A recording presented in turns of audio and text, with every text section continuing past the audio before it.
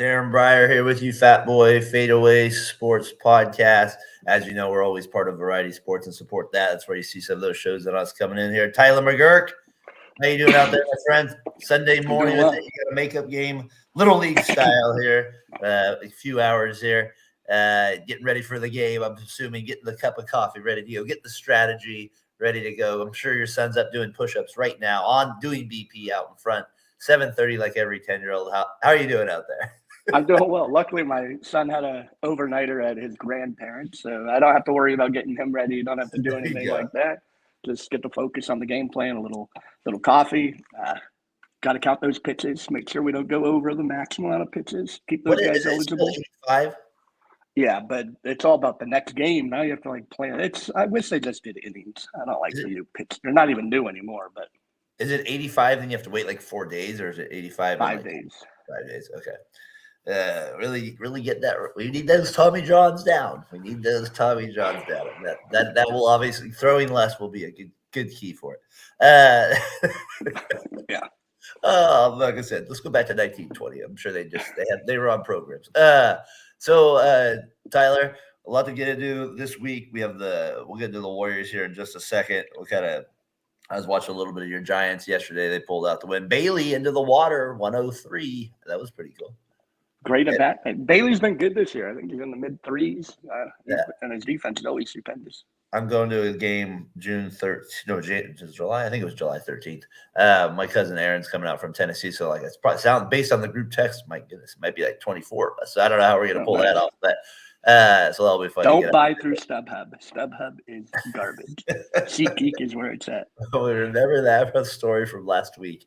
So we'll be going out there. That'll be fun. It'll be, my guess is, unless I take them earlier, that will probably be Xavier's first game. Oh, nice. You get to go to the best stadium in all baseball. At Giant Stadium. I took him to the A's game when they were like 4, so that was a while. It's kind of tough when you're that young. So now that he's into it a little bit more too, I think. And the Giant Stadium's a little different too. So when you go see a game there, so it's one of the best. So we'll see what happens. Sights, fields. What a team this year! What a team! Up and down. Can't pitch. So we have that. I got to see this weekend or on Friday. I met up with. I haven't seen these guys in a long time from high school. Remember my buddy Jared? Jared. So I saw he came in from Tennessee. He's living in I forget what he said. Sounds like people are in Tennessee. My God. It just sounds like Cooperstown, Tennessee. I know it's not, but maybe somebody can help me if they're watching out there. He said it's like 30 minutes north of Nashville or something like that. So I was up to see him, and Matt was there. I haven't seen Lunsell in a while. Darwish made an appearance as well. Do you remember? I don't know if you remember my buddy Ivan from high school. I remember Ivan. What was it for? Just Jared kind of hitting us up and like, hey, I'm in town. Do you guys want to meet up? So that was kind of fun. Was Devin there? Devin did not make the appearance. But who else I saw? A couple other guys. So that was good. That was fun. I haven't seen Ivan probably in like 18 years, Jared in like 15. So it's crazy when you see people that you grew up like basically going to elementary school with, and then high school, and you kind of lose touch a little bit. So it was always a good time, good seeing them. Round table, they kicked us out at 9:30. Matt's like, I used to work here. I thought it was 11 o'clock.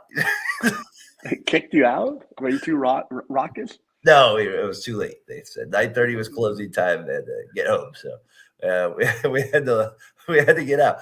$52 for a King Arthur pizza. Are you kidding me? That's my God.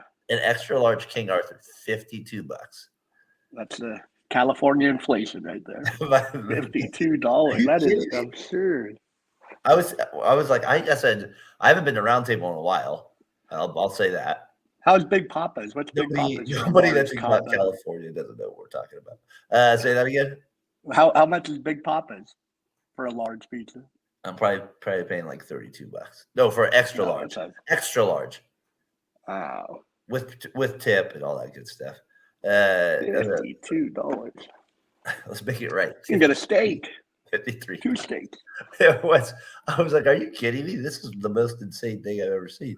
Because I was like, I'll take care of the pizza, no worries. And I was like, because the other guy was like, I'll get around the tens, and the other guy. And so I was like, oh, thank you. Those are important.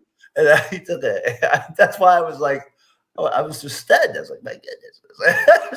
You're going to have to get 2 rounds of 10. That was fun.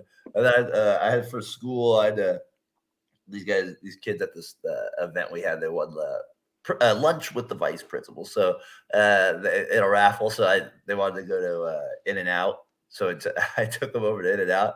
I haven't been into like in an In-N-Out establishment in a very long time.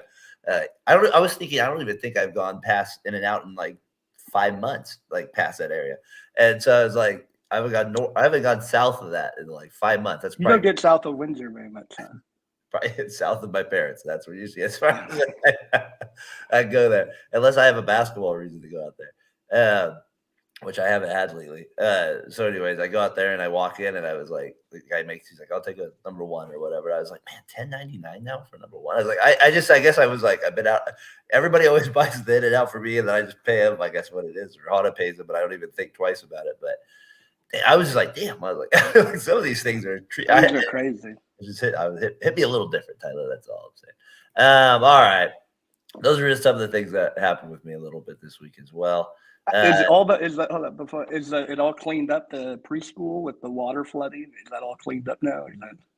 We did. And then I got to learn more about these sprinkler systems. Some of the stuff that's going on with it. This one room is making me nuts. The cap fell off again, but the water didn't come out. I'm like, what's going on here? So I gotta get Alpha on the line. Alpha Fire, help me out there. If you're out there, get sponsored. You do a good job.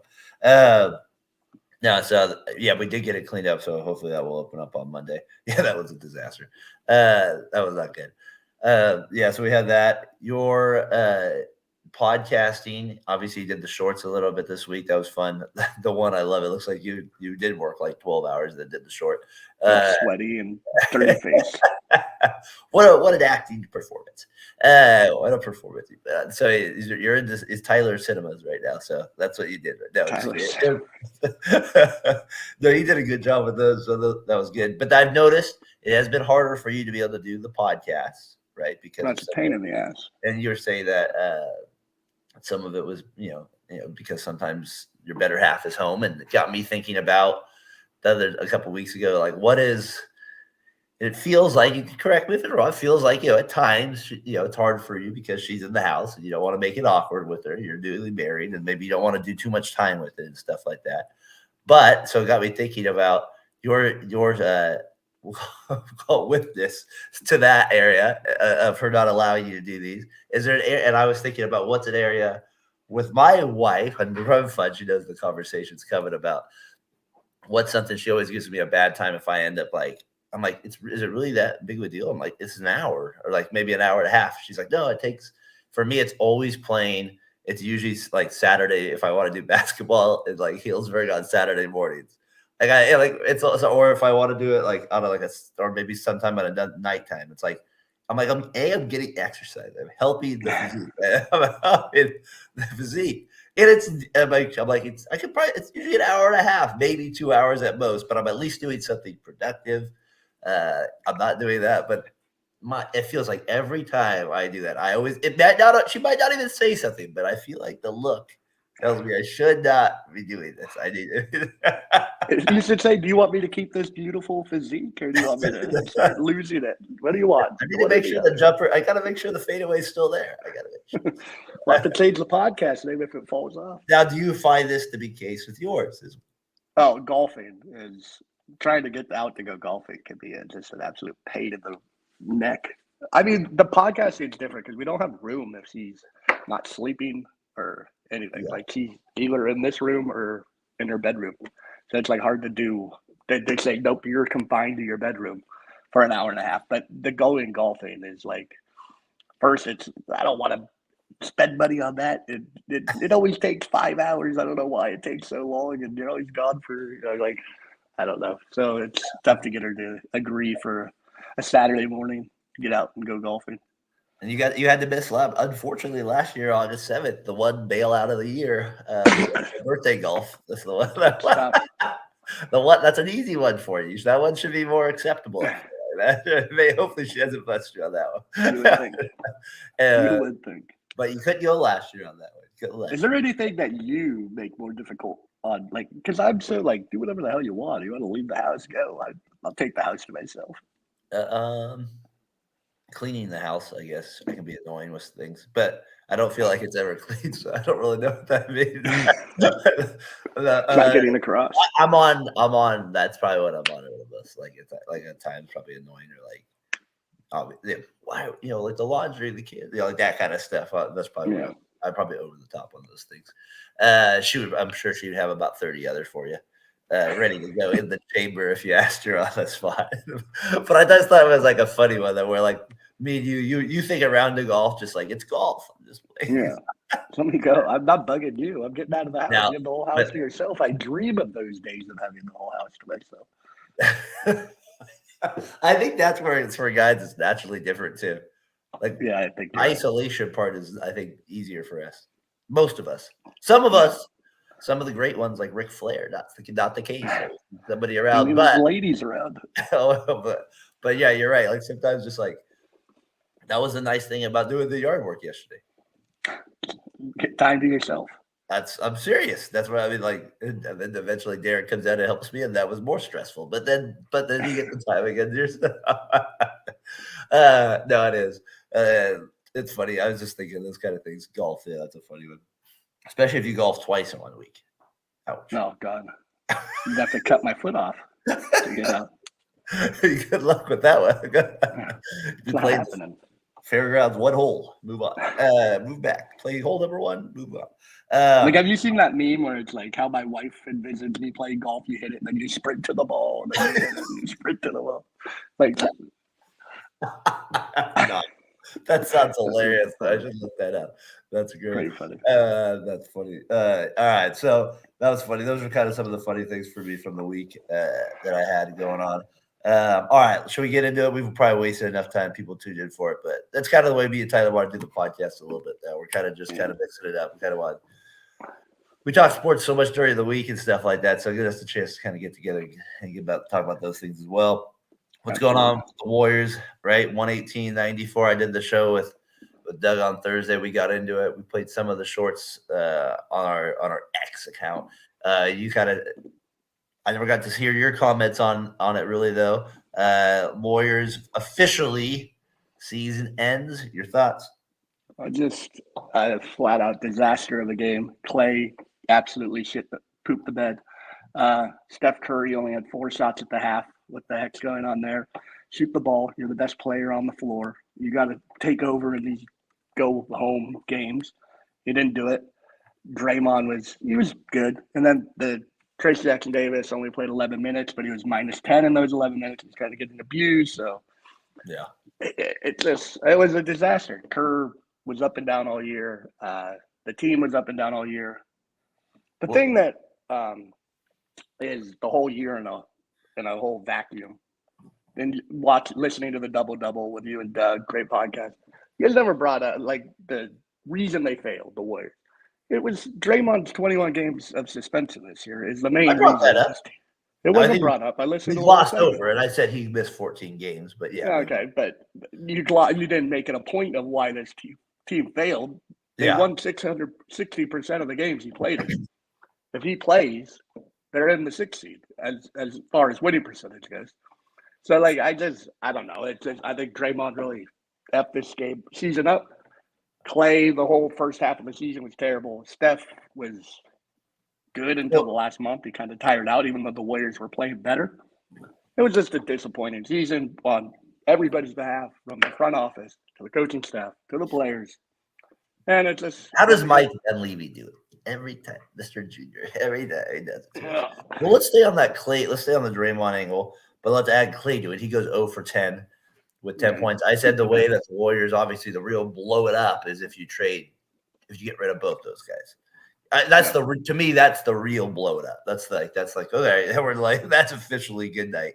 We're starting over with it. You mentioned all the games he missed of suspension and rest and all that good stuff this year. And then Klay, who played all the games, but clearly has not been himself. And then in the game you technically need him the most, right? He goes worse than John Starks here. He goes 0 for 10 with 0 points on the field, 0 points in the game. and just not making good decisions on defense. Like if you see any breakdowns, like just little NBA stuff where you're like, he didn't read the screens and wouldn't get over the top quick enough. Like he was off a little bit on some of those things in the game as well. That's not where I really care as much, but you just see he was off his whole game, and I don't know. Whole defensive. So like going over screens, the switching the screens. It was pathetic. They had it was terrible by everybody. It was terrible by the bigs. It was terrible by the guards. Yeah, no, it was the whole team, but just him isolated with that offensive performance.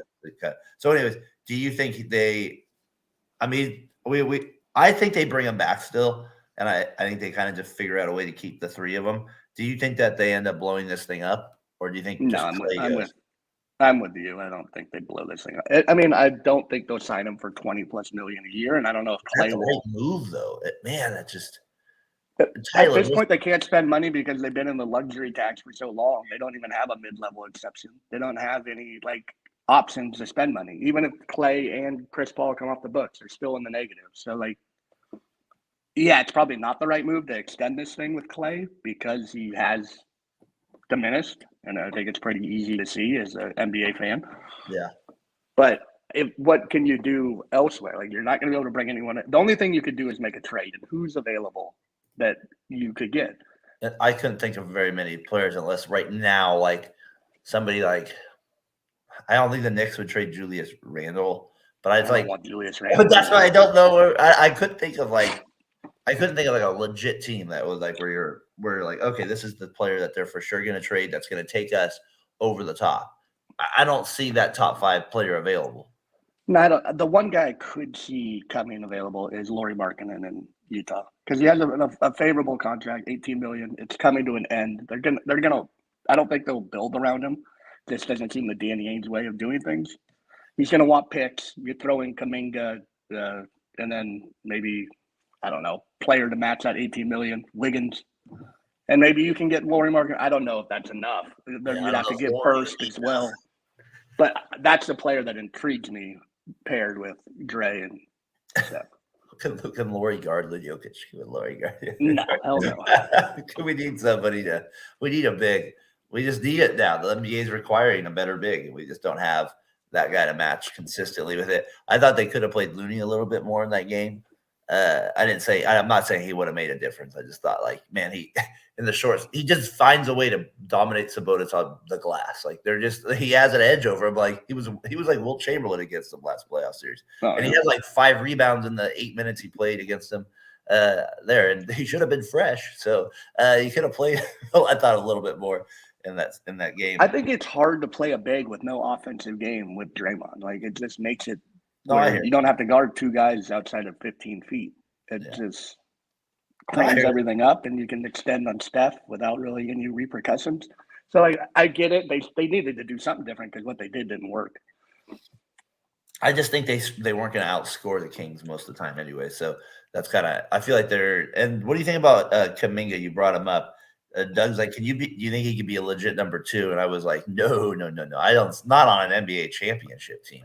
Unless if he took that jump, that's a jump that I just don't see in the bank.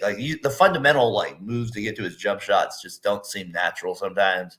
He gets there, but it doesn't seem it's he has to think about it. He's like that. He's like, oh, that's the move.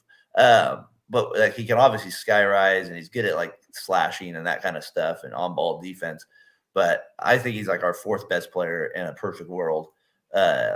Maybe 3rd if he took somewhat of a jump on a championship team. But I feel 4 is right up. I don't believe in him as a number 2. I mean, he had a good season this year. He had a great season. He took a step. He was better than the previous 2 seasons. He still had missteps and where he was I want to be traded in a weird fashion. I was listening to Logan Murdoch, and he's other franchises look at it as a 20-win player as if he's your best player. You're not winning with him carrying anything as a catalyst for winning anyway. I think he could fit in as a 3 guy, I think, because he does have his shot when you watch it isn't broken. He's still super young, and it's speed basically or something. Yeah, like he could be a little better than Wiggins. I guess he was number 2 on the Warriors that year. That was a lucky championship. Like you look back on that year, you're like, how the heck did we win this year? I always say it. The matchups were beautiful. We never had to play a big outside of, I believe, Jokic, but he had like round one. He had Bones as his guys. I don't know if you saw it. I went stone cold. I made a 10-minute appearance on far end of the bench on Thursday live. I jumped in there. That was one of the things we were talking about, was that first round series with Nico. I said, well, we beat you that one. He was the little like European point guard they had. He was terrible. I was like, this team. I forgot about him. Yeah, I always assume it's that lefty that played for the Grizzlies. No, it's not. Yeah. Monty Morris was on that team, I think. Yep, they was not a good. Bones did have that one game where he killed us, though. So, all right, so we have that Kuminga number 2. How about a guy we brought up a lot in the offseason, Mr. State Farm himself, Chris Paul. What do you, now that the year played out, you like the trade, and obviously Poole disappointed in Washington, so let's be realistic there. But Paul only played 58 games, started 18 of them, Tyler. So obviously missed a good amount of the season. Ended up averaging close to 10 points a game, getting close to 7 assists. What did you think of his performance overall for the Warriors? Only shooting 44% though from the field.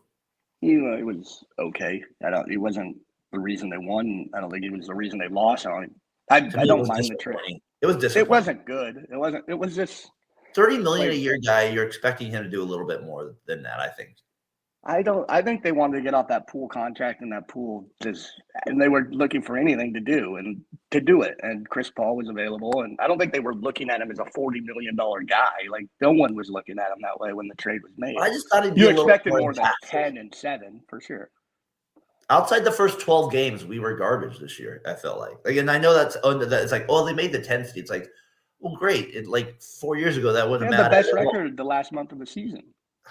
Yeah, but like I said, that to me doesn't. The best record, the end of the season is like sometimes to me like preseason like basketball. Some of these teams are like not really always locked in like they should be. And the Warriors were a little bit more desperate at the end, but they weren't always playing great. They weren't playing great basketball in some of these games. They even won a couple of them. They were like still poor decisions. The other team was just worse. That was a lot of them. Like there was a Blazers game in there. They stunk. The Blazers game was like pathetic. I don't know how they won that game. They won. Yeah, so Blazers want that first pick. Looney, he did it. That was his game. But I just felt like, the first 12 games they really fooled us. Let's just put it that way. They kind of gave us a little hope the first 12 games of the year, especially with the Draymond being out for a little bit of that run, and Chris Paul looked refreshed, and just like he does every year, he kind of wears down, and his hammies get a little softer, and Draymond gets slower, right? And he didn't even shoot good in those first 12 games. He shot better at the end of the year, but he's too small to not have his elite quickness to be as effective as he was. Yeah, no, you're right. He's probably close to done. What do you think? 1 year left for him? Yeah, probably 1 year with the Spurs, I'd imagine. Go pop and just he's back with the Clippers. At Lob City. James Harden and Kawhi Leonard. All 2010s team. All 2010s. 2010s on the roster. All right, so we talked that with it. Paul's done. What do you think about? I feel like Kerr for a second. I think probably one of the worst halves he had was that first half that he as coaching. And when I say, well, you can't put the blame on him. He just couldn't, and it's the player's fault too. But for some reason, he just wasn't able to identify what they needed enough at that point, and like where they. And that's not always easy. It's just there was moments where you could just tell he was struggling with what he wanted from his team, what he was expecting from these guys going into the year, how to play their roles. Like maybe he had conversations with them that he wanted to keep. And he was like, well, I don't want to go back on my word 8 hours into the season or something like that. Like, I just felt like it took him about 40 games to figure out how he was really going to approach this season. I agree that it was ugly those first 40 games, and I don't think anyone would disagree with that. But I think the Draymond suspensions, once again, it's not who do you have to turn to? The roster was terrible in the beginning of the year. I understand some of those decisions. I mean, but Chris Jackson Davis was a month into his career. Like, he's not going to lean on a guy who's played no, zero games. but Tyler, there Then you was have to lean on like the Sarge. Moody game, like he took Moody out when Moody's playing well. Like he never would have done. He never did that stuff in the past. Where Moody's like making 3 out of 4 threes. We're coming back to beat Sacramento. Remember, he took all that heat. He puts Klay in, and they end up like losing. Right away, Klay misses like his first 2 shots, and it was a big deal because Moody was actually playing well, playing good D. And that was just one sample throughout the year. And then there was these other weird games with Kuminga where you're like, why are we not letting him go? He's actually playing well right now, and we're playing the old guy when Klay's not playing well, or other examples like that. So I don't know. Or Klay's playing well, and we take him out for a minute. It's like, what are we doing? Like, I don't know. I just felt like it took him 40 games to figure out what he had. I mean, I'm not going to disagree, like, in a whole lot. I just think the roster wasn't very good. Like, in the beginning, when Draymond's out, they're not going to win a lot. Well, he did nothing wrong then as the coach. No, I didn't say that. See, you misinterpret things. Well, that's what I'm saying. The first 40 games, but I put the blame on the players before I put the blame on the coach. Like, the coach can only do so much. Fair enough. We blew a 24-point lead to the Nuggets in the fourth, or a 18-point lead to the Nuggets in the fourth quarter. We blew a 24-point lead to the Kings. It's not. I don't blame that on the coach. The coach put you in position to win. So if you do the fact that Steph's getting the most clutch award is laughable. I don't care how many points he scored. They blew like 5 15-point leads. Most clutch. That'd be funny if they had the most unclutch just for like sarcasm reasons. Yeah, you has the stupidest turnovers. I mean, Kerr definitely deserves blame. I feel like you don't think so.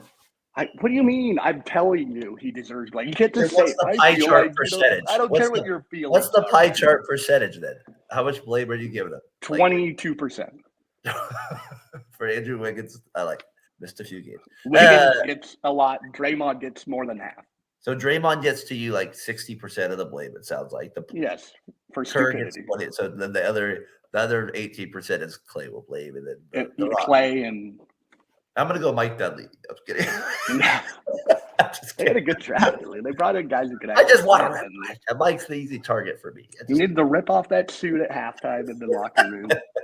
That'd be hilarious. Takes it off. Let's go, boys. Come on, pick it up. As long as he doesn't pull Mike Singletary and pull down his pants. No, we don't want to do that. That scares everyone. And the thing about Kerr, why I defend it, I mean, we lived through PJ Carlesimo, Gary St. Jean, Brian Winters. Like, it's a who's who of crap. It was. I agree, but this was still a bad first half.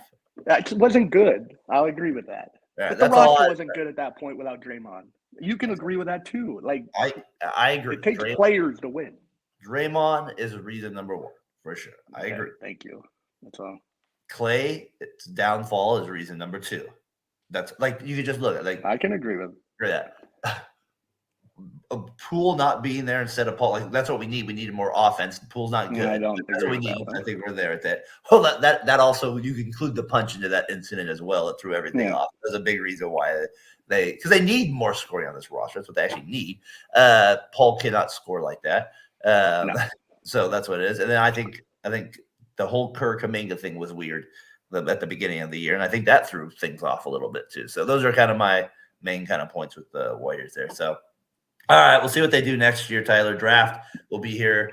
No time. I guess we don't have to stress for a little bit here for a couple. No, they months. Don't even have a first-round pick or anything in the draft. I don't think. No, but we don't have to stress for a few months here in basketball because we can just rip on other teams. Speaking of ripping on, is Jokic become hard to watch in his complaint? It's almost LeBron levels. I don't know if you watched the game last night or if you even noticed. I feel like this happens to every superstar. It is gross now. I was like, he's hard to root for now. I almost hate him now. And he's the best basketball player in the league, and I admit it.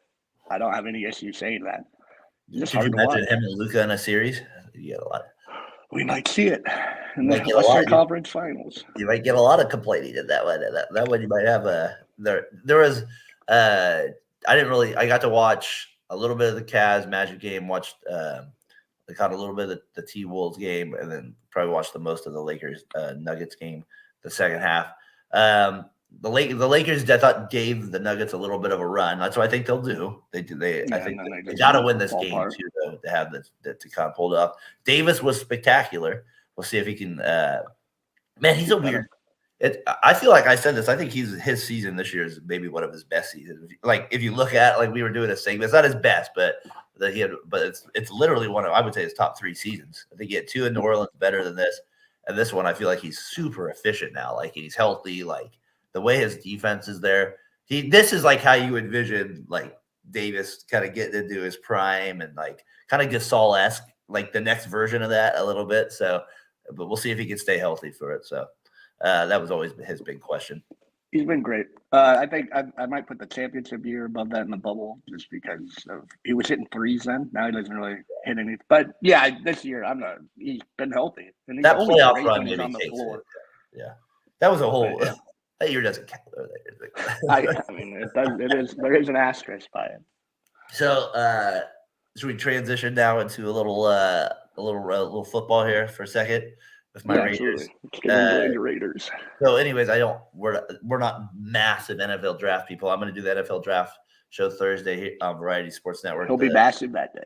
There'll be a lot of people. Hopefully, you'll be able to maybe jump on for 5 minutes, give us a thought on what you saw or something like that. Niners pick, maybe Bill Belichick's new pet dog or whatever you got there with that. I should leave my dog on my chair. You got a dog? No, you can be Bill Belichick. What a pick! What a pick by Goldie. So, anyways, Brandon's working hard on some stuff in the background with that too. So, we'll kind of be with you on Thursday live. I don't know. That'll be fun. But anyways, you know me. I'll just be bringing the draft history. That's what I'll be doing. Okay. And so, anyways, the draft with it. The Raiders. Can't wait to hear that Raiders draft history. Raiders have the 13th pick. There's a lot of like rumors coming. They're going to get the lefty from Washington, no doubt. Penix Jr. Or Bo Nix. I do not want Bo Nix. I do not want. You don't want Big Bo? It just feels Alex Smith-esque. And I know everybody, but like he's solid. It's like I don't even know if he'll be Alex Smith. I'm talking like the first few years. First 2 years of Alex Smith. I don't know. Like I would love to see him trade up and get Daniels. So that's the guy you want, Jaden Daniels. Yes. What if they trade up and they want Drake May? Oh gosh, I don't know. Like I just feel that just has Daniel Jones vibes. Too Trubisky-esque. Daniel, like it just has those type of vibes. Like any ACC quarterback that's goes to Duke or North Carolina, I'm going to be a little scared about. I think for a little bit. What about if they trade up and they need it? I wouldn't be super upset if they went into the season with these guys, but I just don't know defensively if there's a guy out there at the 13 that can impact them enough. Like that's what they really need. They need another defensive end. Like this guy they drafted last year from Texas Tech. His name just came. Higbee? No, they drafted Higbee. Tyree. Yeah, he's just isn't it Tyree Higbee? Tyree Wilson. Wilson. Higbee's the tight end. Wilson. He just wasn't. He wasn't good. He looked like a bust. Yeah, so I don't know. We'll see what happens with him. But it looks like Penix Jr. I was like I liked him when I saw him earlier in the year. I was like, he's accurate. But then somebody's like, he played 3 years at Indiana. I was like, ooh. He looked terrible. That changed my mind a little bit. He looked terrible in that playoff game. He did miss a lot. Missed a lot of throws. What if they went and got JJ McCarthy? He looks a little mechanical. Yeah, I like JJ. I didn't like him in college, but I think in the pros, I think it translates a little more. Do you think Bo Nix is somebody that? No, I think Bo Nix is. I'm with you on Bo Nix. I do not like any part of Bo Nix. Even though he's outside. So they need defensive end. Do they need a linebacker still? What have they got the linebacker from? Yes, they always need a linebacker. Yeah. Yeah, that wouldn't be a bad pick. They could go there with it. I just think the quarterback they're desperate for one because I think it's a good year to take one, is because they have the veteran Minshew or whatever. That you have Okada who's like should just be there as your third, right? That's where he should be, possibly second if you needed him. But I think the rookie would be you just need a rookie quarterback. But we'll see. I think but this year, again, is Penix Jr. going to take the Raiders over the top? Or is it worth a shot just to blow a pick on them when you blew it last year on a defensive end anyway? So I don't know. Yeah. How do you handicap these top 6 quarterbacks? And obviously Nix is 6. I assume you have Williams 1, but with what's their name? May, Daniels, McCarthy. I only refer to him as the Pink Panther. McCarthy and the guy Penix from Washington. I would take Penix probably 4th. Over there, or third. So McCarthy's 5. Yeah, I'd probably put McCarthy 5. I don't know. McCarthy's an odd one to me. Like he feels Bo Nix S2, where it's like, I don't know if I want. He could be bad or he could be really good. Yeah, I don't really. I'm not a big. I'm never impressed with Michigan's tough sometimes to watch too in college. But Jim is tough to watch in general. He'll run that ball 50 times a game if he can. So he doesn't really care about those quarterback stats. And it's funny because he's a quarterback. So you're like, it's funny. Harbaugh's the coach of the Chargers to me. I don't know why that's. It's a weird spot. So, anyways, the Raiders will take. I'm hoping they'll take a quarterback. So we'll see what they end up doing in the draft. Brian was talking to him. He says he thinks the Niners just take an offensive lineman. Do you think that's what they probably just do? Go boring. Yeah, I agree. I want either Frazier, the center from West Virginia, or Tyler Guyton from Oklahoma, the right tackle. Just give me an offensive lineman. That's it. Give me offensive lineman. Or get me a receiver if there's one available. Ayuk traded? I think will be good. Ayuk could be traded. That's what's happening. If they trade him, I want Pickens and a second-round pick. I don't want a late first-round pick. That's a terrible trade. Give me a player who I know is at least an NFL athlete, and give me a pick that's not so early. We'll see what you get. We'll see what happens there with if you trade him. I don't want to trade him now. The draft is in the Niners threw the ball the 32nd most times in the league. They can't have $55 million worth of cap room and Debo and him wrapped up. It doesn't make sense. So I don't know what they do. They're kind of between a rock and a hard place with that.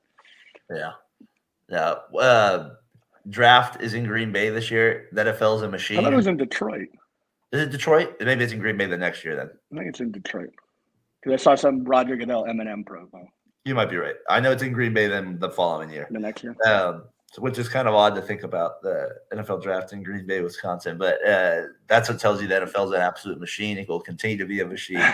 And what's it, one day now? First round on Thursday, second and third on Fridays, right? They finish it up. I remember the draft just being like, usually be at my Dana's on like a Saturday there. In 15 minutes a pick. Oh, that was awful when it was that way. It'd be like they went down though. They didn't do like 10 minutes a pick. 10 minutes, but man, it was 15 minutes. 15 for a seventh rounder. It was 15. And most people would just take their time and be like, they'd always wait till the last second. I heard that in 3 years they're putting it in Antarctica. They're going from Detroit to Green Bay to Antarctica. You'll show up for these NFL drafts. Well, you like that? Back to Oakland. Back to Oakland. A slap in the face. They're going to the bowling alley. Whatever. We'll provide the in and out. You don't even have to worry about it. We'll provide it. All right. So we got that. How about Blake Griffin? He retires. Anybody knows him? Our first argument on the podcast. Power forward. It was whatever. We have to bring that. I have to look for that one. Power forward out of Oklahoma. Played for the Oklahoma Sooners. Was number 1 pick overall in the 2009 NBA draft, 6-time All-Star, 5-time All-NBA, All-Rookie, played for 4 teams, most known for the Clippers, though. He just had one of the odder careers. So when he retired to me, I always felt like he was like a villain as well, right? Like especially around here in Golden State. And I think there's a lot of teams that found him annoying, though. Right? Yeah, that's true. Like his flopping Memphis out of there. Yeah. Well, he was always kind of exaggerated a lot. He became a little bit after his first 2 years. I felt like the first 2 years he was kind of in that Lob City state where everyone loved him. But then Paul joined him, and then the flopping came out, and then that kind of changed his persona. I felt a little bit, and then he got injured quite a bit over that run as well. But I always feel like I always feel like now looking back at it, he's kind of one of the more underrated stars in that little period he had, because I think we just kind of forget how dominant he really was at his position in the NBA for it. He was a 6-time All-Star, 5-time All-NBA, so it's not like he was a bum. No, not at all. He was more like a meteor shower. It was beautiful while it lasted. It just wasn't long. It was a half a decade, but 2010 to probably 2015. Yeah, it was like a half a decade of just spectacular. It just wasn't long enough for the way he played. It's kind of it was Zion before Zion. There wasn't a lot of outside of 15 feet. He had some handle. And it was super athletic. He dunked on people. He's maybe the best dunk on guys of our generation, or since like in game Sean Kemp area, Amari Stoudemire than him. like especially like the in-game guys where they're just like they're just leaping above you. I would say definitely Kemp's in there. Stoudemire's definitely in there. He's definitely in there. I was at it when he served it up to Donald. That was like it was. I was like, that's still the greatest dunk I've ever seen in game. I was like, my gosh, a poor Donald. He got it right there. Those things were something else. So those, I would say that's probably a good call. Vince Carter, obviously, as you mentioned, he's in there. I think Tracy McGrady would get in that list as well. As in-game dunker, he had some pretty nice ones over people. Sean, rest in peace. That was Sean got it batted a couple too with Tracy. Yeah, no, that's a good call. But he had that 5-year run, finished third in MVP 1 year in 2014. And then that's where he got hurt after that 2015 year. He hit 35, 61, 58 games. And then he got traded to Detroit, has a bounce back year, gets third team All NBA, makes his last All-Star team there. And then kind of from that point on, just kind of finishes out pretty slowly, averaged 24 that last All NBA year. But those early years, I just thought, man, he was still, I just thought he was like a pretty good player, an odd player. But like his game was odd. Like it was stiff a little bit, but he was athletic, and then he was annoying. Like he didn't have these like normal post moves either.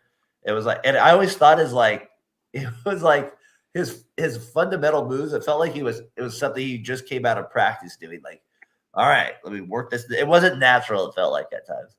It was stiff, like you mentioned, and he got worse at rebounding. Like his first couple of years, he was a great rebounder. And then all of a sudden, for a big guy, like maybe it was just the athleticism was slowly eroding, but like went from 12 to like 8. And like, I don't know, that seems like a big drop off for someone. As far as rebounding, it's not like it's a skill, but it's more of DeAndre took them all away from him. DeAndre Jordan took them all. What was that? DeAndre Jordan took all the rebounds away. Yeah, maybe. I just thought he was just one of the more interesting players. So I thought with him retiring, I thought it would be kind of fun to kind of reflect on it. We did have, that was one of our first arguments. I think it was it he'll be on the Hall of Fame, or was it he was better than Kevin Love? I think it's Hall of Fame. I think there's a chance he maybe with college career he gets in. We'll see. He was National Player of the Year. Yeah, he could. We'll see. Man, he definitely, those injuries at 20. So he got hurt at 20, right? Didn't play his first year because of his knee. So he missed a year there. And then you figure basically from age 26 till basically the rest of his career, except for that 1 year in Detroit. He only played 6 games his first year, or was that his rookie year he played 6 games? He didn't play at all his first year. And then he only played 6 games his next year? Well, maybe he did, but on NBA Reference it has him as he did not play. But in his official rookie year, it says he played all 82 games. So that's the one I see. And then what the next the hell stats am I looking at then? I don't know. You might see something else. Maybe he did play, but on NBA. No, I see NBA Reference. You're right. It says nothing in his first game year, and then. Wow, how you doing out there, sir? Blake Griffin is the one player I do that. He is like, I remember the whole like that year 2000. Again, I hope you're doing well out there, sir. In Memphis, Tennessee. He is the one player I remember like that early on with the Warriors. Like there's that famous, or kind of like for us, a famous moment where Draymond hits the 3. It was like it was like the first week of the regular season, the year they would go on to win the championship, and he's like walking back, like kind of. You remember that play, Tyler, where he's like in his face walking back after hitting the 3 like early? So it was like that. Arrogant. They were very easily. They've had some good battles with those Clippers teams. A couple Christmas Day games. Him and Bogut got ejected. A couple playoff series. Griffin shit that got ejected in that one. I think Draymond like choked him, and somehow Griffin got a technical at the same time. There's like Draymond literally like goes around his neck, and somehow the refs give them both one technical for it. Basically, the Clippers chose Griffin and shipped out Zebo. Zebo never forgot about it. Yep, that's true. They never. Zebo, he had a way of dominating Blake Griffin in there. At that time period, don't you think 100% of every NBA franchise would have done that? Like, obviously, it didn't work out. They were wrong for doing it, but I think every franchise would have done the same thing. Yeah, Zebo just needed that spot, man, to be trusted and get a real run, and that he finally got. Blake had that athleticism. You're like, oh, where does this end? And yeah, he had no. It didn't work out. But I just feel like his career is kind of just kind of one of those that I always have found fascinating, like just because of the stardom at the beginning. We saw it in college. The ability to dunk was, like you said, off the charts. Dunking over the Kia. And then in his prime years, Tyler, basically you would say 27 to the whole rest of his career, he never was healthy. Like I said, 1 year in Detroit, but even that 1 year in Detroit, it was Detroit, right? And there wasn't like they made the 8 seed and got crushed, I think, by the LeBron team or something like that. And so I don't know. I just think that was I don't know. Just wanted to spend a little second on his career, just because he was, and then like Ant said, there was a lot of like us. There, he became a villain. He did. What's the dunk you remember those for? Timothy the lob. The lob, not Timothy Mozgov. The one from the Mozgov one's good also. Yeah. I don't know. That's tough. Jumping over the Kia in the dunk contest. My favorite part of that dunk contest, I've told you, that's the most ridiculous dunk contest in the world for a few reasons. One is Kenny Smith brings out an orchestra, like to come out and singing, like a whole band of like people coming out and they're singing. I think it's the Space Jam song, I believe, I Can Fly. So he has that like going on in the background with like these actual people coming on right before the dunk.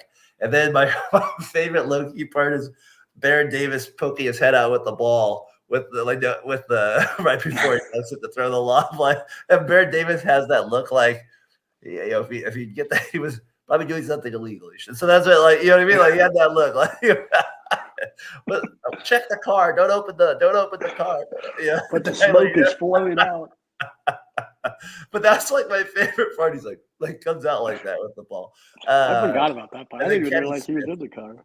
Kenny Smith off the chain in that one, just off the chain on that dunk contest, like ridiculously over the top. All right, so that's Blake Griffin's career there with it. All right, any winners and losers for you this week? My winners are boxing, not necessarily Ryan Garcia because that guy is off his rocker. I still think he's a crazy person, but just the fact that he's gotten in the ring with Tank, he got in the ring with Haney, it just opens up more fights, and he's not afraid to fight people. So I think that's good for boxing.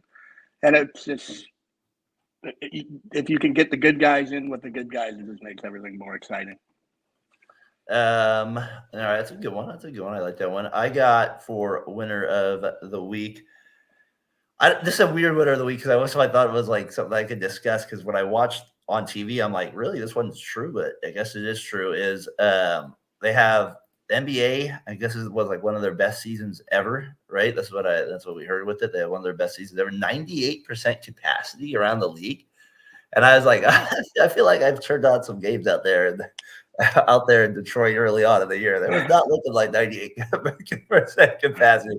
So I got to look. I'm not sure what that means in some of these cities because I'm pretty sure Washington Wizards fans weren't out there rocking the upper deck in 40-degree weather in January. So I don't know. I always find it funny when I get stats like that. I think they like to skew those numbers to be winner 98. We sold 98% of our. I'm like, really? How did we do that?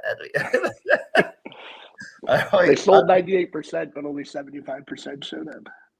I've seen some Warriors games even when those crowds are full up there. So I don't know. That's kind of funny out there. A Wednesday night versus the Wizards, it was a little bare. Yeah, you got that one. Tuesday versus Detroit. All right, so that was that. My loser of the week. You got a loser of the week here? Yeah, my loser of the week is the U.S. government giving $80 billion to Ukraine, $26 billion to Israel, and some billion, excuse me, not million, billions, and then $10 million to Taiwan. I don't know. Take care of your own first. Sick of spending all this money and spending $10 on In-N-Out and $52 on a piece of pizza or a slice or a pie. What a King Arthur pizza that was. And Ant's still joining us. Have you heard of Round Table Pizza? Have you heard of the Round Table chain out here? Anyway, 53. And so that was funny. It kind of reminds me of that story I was telling Jared because when I did work at a hot dog stand out there, and the guy came in. Remember that crazy person? $90 for a beeping pair of pants. Like I was like, oh my gosh, this guy's out there. How much was it? He ordered a hot dog and he was like, he comes up to there and I could tell right away this guy was off the chain. It's 4th Street, Santa Rosa. Yeah. And this guy's like 6'5" and like kind of older. And he comes up and he's like, I want a hot dog with extra relish. And I was like, oh gosh, I get him out. And then he's like, and then he's over in the corner. He sits in the corner. I was hoping he'd leave. and he's like sitting there, and he's like got a bag in his hands. He's like $90 for a pair of pants. He just starts like saying that to himself, and then he starts saying, "I said no pee-pee relish," and I'm like, "Oh my gosh, this guy's a nut job." And so eventually he comes up to there, and he's like getting in like Adam's brother's face, and like he's like, "I said no pee-pee relish," and he throws it like down on the ground. I was like, eventually, I was like, get out. I was like, yes, that's right. He did leave, but man, I was like, he's just talking to himself like $90 for 3 pairs of pants. Downtown Santa Rosa. Oh man, all of that. So, yeah, Doug. And then no has not heard a roundtable. Well, maybe if you ever make it out here, you'll probably see a few. It's not high end, but it's high end prices. It better be high end. I paid $53 for an extra large King Arthur. Are you kidding? It's a Cade. It's normal pizza. It's good. I like it. No tip for you. No tip for King Arthur. No tip for you. So that's my loser of the week. But it's funny. I didn't even talk to you about it. I had political rallies, and all I had for it is knowing that the elections are in November. You know, me and you are not big fans of these things. They're like all the overhype with all this stuff is good. It's scaring me what's going to happen with it. I missed this one earlier, and it's Steve Kerr, who's a better coach. That was posted an hour before we went live. I didn't even see that. One of the best trolls in the business. Doug is one of the best trolls. Doug out there, Ohio Sports Talk. All right, that was it. A little winner for me too this week is I keep meeting with these 7th grade kids once while they're at school, and it's really cool. Like being able to then there are sports guys too, so it's kind of funny like hearing their perspective on some of the generations of our players and how they look at them, and like how they like the way they look at Tom Brady is how basically our generation looks at Michael Jordan. Like it's just he's kind of a mythical figure in a way, which is kind of the truth. Like for me, we were talking about last night when I got pizza with those guys. I was like, he was there our senior year in high school. My senior year in high school in 2002, and then he made it out there. So it's kind of funny hearing that with these guys talk about these players and stuff, and like one day I'll be out there. I want to catch a Giants game. Yep, I'm going to a game in July. Look, I haven't took my sons. Neither of my 2 sons. Don't buy your tickets through StubHub. I strongly recommend do not buy your tickets through StubHub out in San Francisco.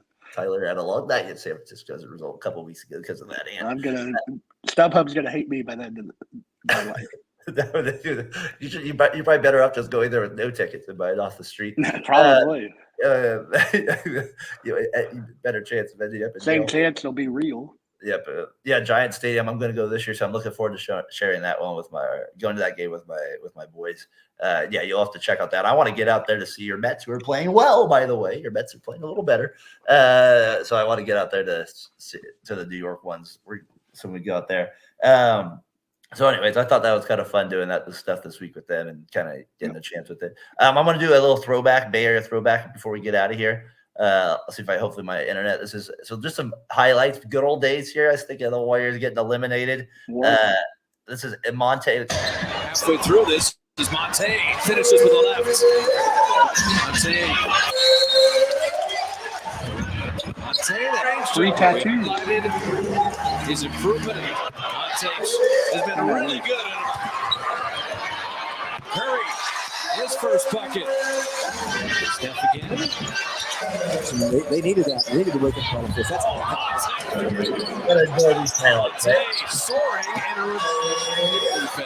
It was good watching these guys. It kind of made me come back as we're watching the highlights here in the background, like of Ellis and Curry, like just how different the Warriors teams now looking at it. With they had Lee then, and we had our guy Wright, Landry on these teams. I want to see the Monte spin move. I want one spin move. You might get it. Curry. No, but these are just so. A young Steph. Very skinny. He didn't have the buffness yet at this point. So just kind of a fun kind of looking back at like the old games. As the Warriors, as we put a bow onto the end of their season here. This was the Warriors. Prime Monte was fun. And look at the score at the bottom. 99-93, they're losing. So they're not this is this is the Tyreek Evans Kings. Oh, a little comeback down there. Monte. Let's see if Monte. We're going to over. That's our Monte right there. We got it with the Warriors. That's the old Warriors crowd, Oracle style over there with the two of them. I just thought it was kind of a funny look back at them just to kind of see with them putting a bow at the season, what we used to have before that, which was not playoffs as well, and that was part of it. So we didn't have it. So those were some weird. Those were some Keith odd Smart. couple of years. Those Monte Curry years. Good old Keith Smart days. It's just odd years. Like it was like you know what I mean. It was like bad. yeah, it was kind of like it was like trying to make it entertaining because Monte and him were kind of fun, but it was like it just wasn't enough. And then the whole Big Bogut trade where the Warriors fans were not happy. The David Lee thing made a big difference too. I was like, okay, now we're at least getting another player here that's pretty good. So that kind of changed. Over 6'2". Exactly. Everybody was worried he was going to be the next Troy Murphy. I was like, he's better than Troy. He's better than Troy out there. All right, Tyler. You got a little league game out there. Good luck this morning with that. We're doing the show with you, man. Appreciate anybody that tuned in and have a good one out there this weekend. All right, for Tyler McGurk, I'm Daren Breyer. We'll see you guys next week. Peace.